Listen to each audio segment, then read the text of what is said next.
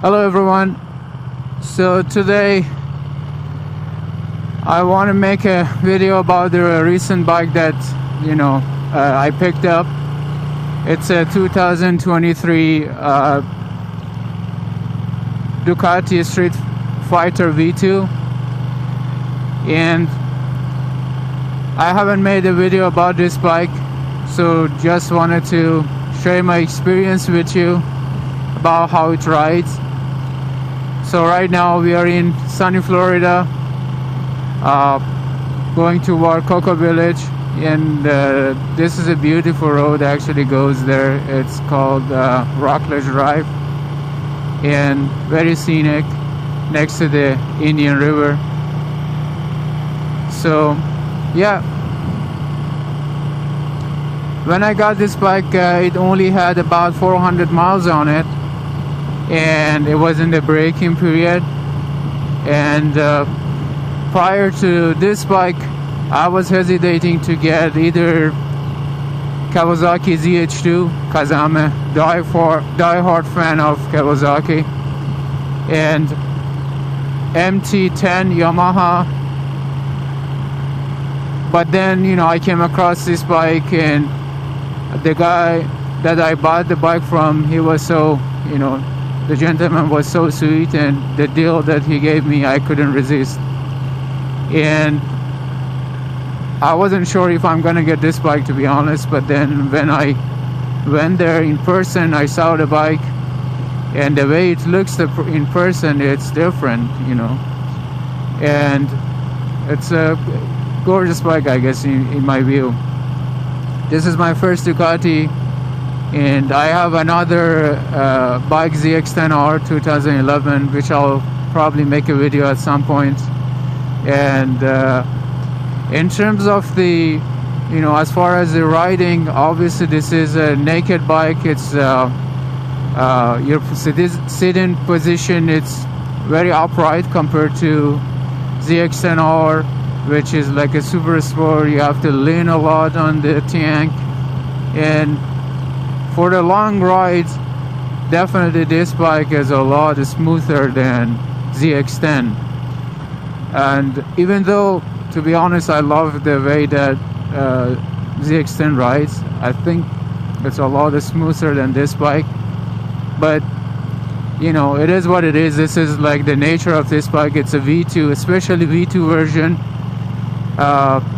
The engine shakes a lot, and you have to be always on the correct gear to make sure it doesn't shake. And for like quite a while at the beginning, every time I was coming off of the ZX-10 and jumping on this, I was like, probably something wrong with this bike, because it shakes so hard. So but then it is Ducati, like that's how their engine is, especially the V2 one. V4, I haven't ridden V4, a Streetfighter V4 or V4S, and I believe those are smoother than this. And the gentleman that I got this bike from, he actually had V4 SP, the Streetfighter V4 SP, and that's why he sold this bike.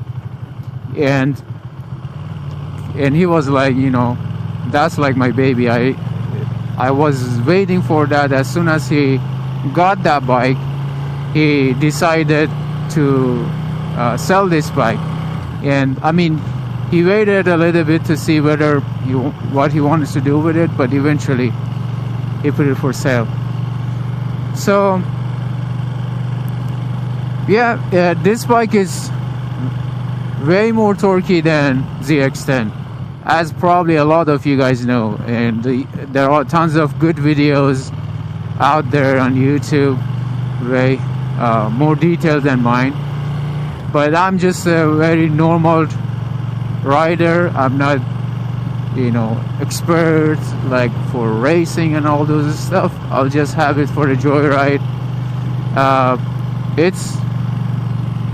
It's a lot easier to ride when you are not on high speed. Like if you go over 80, 90, then you feel the wind so much, especially on your neck, and it feels like someone from behind pulls your helmet with a rope. And for the first couple rides, I had sort of like sore neck because of like the way wind pushes you. Obviously you can just lean forward and then the problem will be solved, but to me, leaning forward on the naked bikes from outside, it looks, I don't know, sort of it's I don't want to say stupid, but it looks weird, like. But the riding position, when you have this handlebar and everything, so it looks very aggressive as you're sitting upright. So if you lean forward, it doesn't look that as attractive, or